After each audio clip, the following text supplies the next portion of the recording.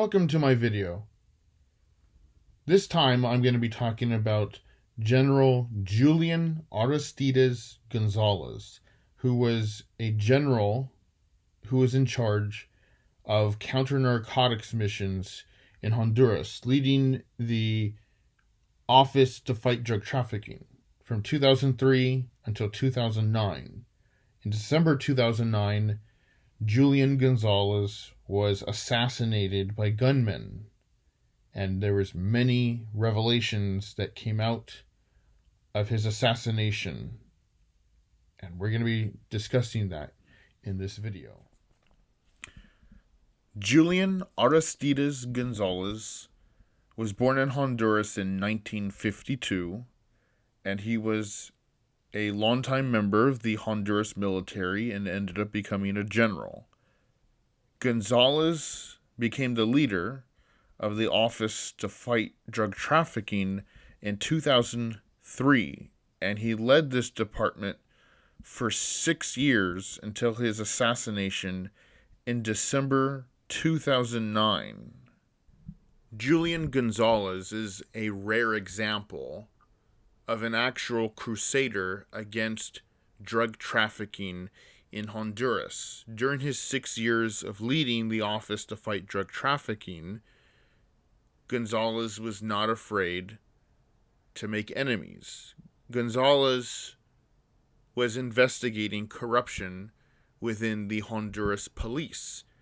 He spoke out against police involvement in organized crime. And he was also investigating a congressman in his country named Fredy Najera. I made a video previously on Fredy Najera, who is now a convicted drug trafficker. Because General Julian Gonzalez was such an effective crusader against drug trafficking and couldn't be corrupted, his enemies wanted to see him killed. And it's been revealed that the killing of Julian Gonzalez was done under the planning of the high-ranking police leadership of Honduras, as well as Congressman Fredy Najera, who was in Congress in that country from 2006 until 2018. Now, the killing of Julian Gonzalez took place in a very bloody year. 2009 was an extremely violent year for Honduras. It was in 2009 that a military coup took place in June 2009, where President Manuel Zelaya was ousted in a coup by the military. Following the coup was a bunch of political violence. Everybody who supported Manuel Zelaya and who was against his overthrow ended up being attacked and even killed by even members of the security forces of Honduras. The military committed horrible human rights violations throughout 2009. And then in November 2009, Honduras held elections, and a lot of people were killed in the lead up to that election. And so then in December 2009, at the end of that violent year, Julian Gonzalez was killed by a gunman on a motorcycle. Julian Gonzalez was killed while he was in his SUV and he was dropping off his daughter to school and was shot several times.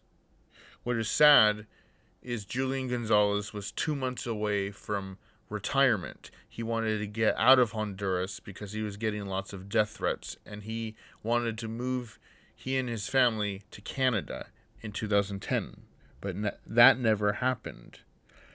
Now, it's been revealed by the U.S. Justice Department that Congressman Fredy Najera paid about $300,000 to members of the police of Honduras to kill Gonzalez.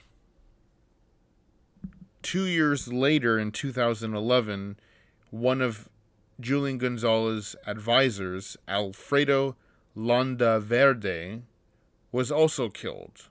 He was shot and killed in his car in 2011. And Alfredo Landaverde was also a critic of police corruption in Honduras. And the story does not end there, because eventually there was some investigation into police involvement in the killing of General Julian Gonzalez. There were recordings discovered of telephone conversations between police officers of discussing killing Julian Gonzalez in 2009. In 2014, one police officer who was in possession of these recordings and wanted to hand them over to investigators, Jose Castro Duarte, he was killed in 2014 with a gunshot to the head.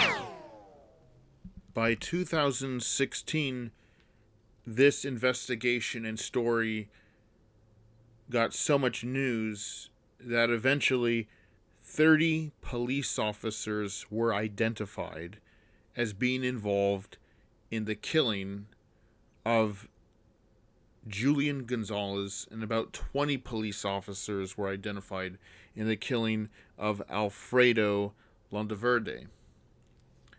By 2016, there was a massive firing of several police officers, but it did not clean up the police force of Honduras. One such example was in early 2020 when Leonel Salceda, who was the national police chief for 2 weeks in Honduras in early 2020, himself ended up being arrested for all kinds of money laundering crimes. The police in Honduras are just entrenched in corruption, and there hasn't been any real reform. And as I mentioned in another video I made on the killing of the nurse Kayla Martinez earlier in 2021, which was committed by members of the police of Honduras, where they raped and murdered her in a jail cell, is just another horrible reminder of how corrupt and brutal the police and military forces of Honduras are. They're unprofessional. They're a bunch of thugs. And anybody who tries to fight against corruption in Honduras, who tries to reform the country, who tries to clean things up, they either get assassinated or end up fleeing and leaving Honduras, and the corruption just continues with no punishment. As I've mentioned in several of my past videos, the government of the United States bears so much responsibility in this as well, since the United States is one of the biggest suppliers of military and security aid to Honduras. The United States has had a military base in Honduras since 1983 and claims that they're trying to fight drug trafficking in Honduras to stop drugs from coming to the United States. The United States trains the police of Honduras. The United States military trains the military of Honduras at America's military base, the Soto Cano Air Base. And the results are messy, sloppy, and failure. America's policies in Honduras have failed. The United States keeps training really bad people in the police and military of Honduras and gives them the security aid, the lethal tools that are used for corruption. And drug trafficking continues to go really well in Honduras with a U.S. military base there. That's irony.